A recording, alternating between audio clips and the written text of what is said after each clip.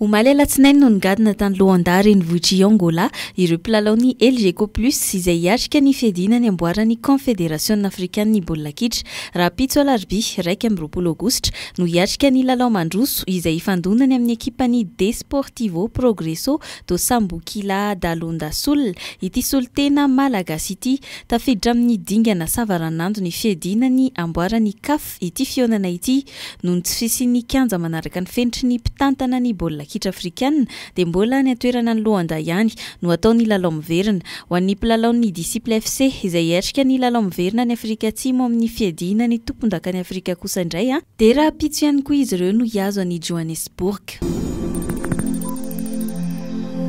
Taorian'ny faritany Fianaratsoa, Antsirana ary Mahajanga dia amoaka ny valim-panadinana baccalauréat ihany koa ny eto Antananarivo.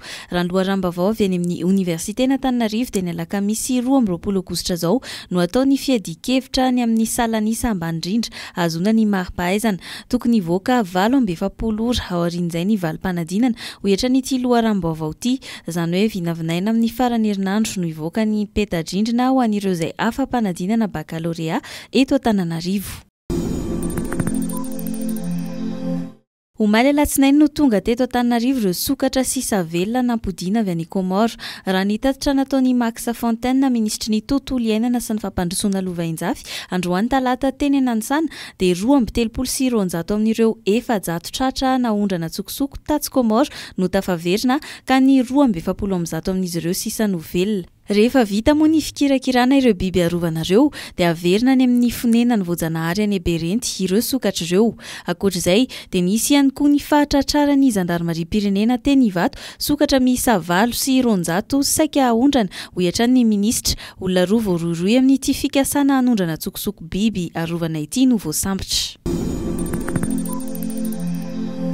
Tsy mitsaha mitombo ny isan'ireo tanora izay misitraka fampiofanana avy amin'ny tetikasa Pro Agro Youth izay fiarah-miasa ny vondrona iraisam-pirenena misahana ny asa na ny OIT sy ny tahirim-bola iraisam-pirenena ho an'ny fampandrosoana ny fambolena na ny FIDA.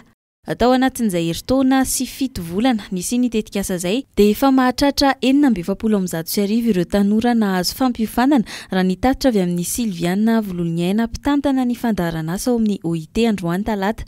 Ny 477 amin'izy ireo no efa manana asa. Ho fanamafisana ny fampiofanana ireo tanora dia nametraka ny foibe mpifandraisana QG ny tanora eny Anosy ny OIT amin'ny alalan'ny tetikasa Agro Youth, toerana izay natao ifaneraseran'ny tanora mba ahafahan'izy ireo mahazo fiofanana. Tanora mandina ny faritra n'Antananarivo indrindra ny avy eny amin'ny tontolona ambanivohitra no eritreretina ho raisina eny atoerana ho fanampiana azy ireo amin'ny fitadiavana asa mendrika.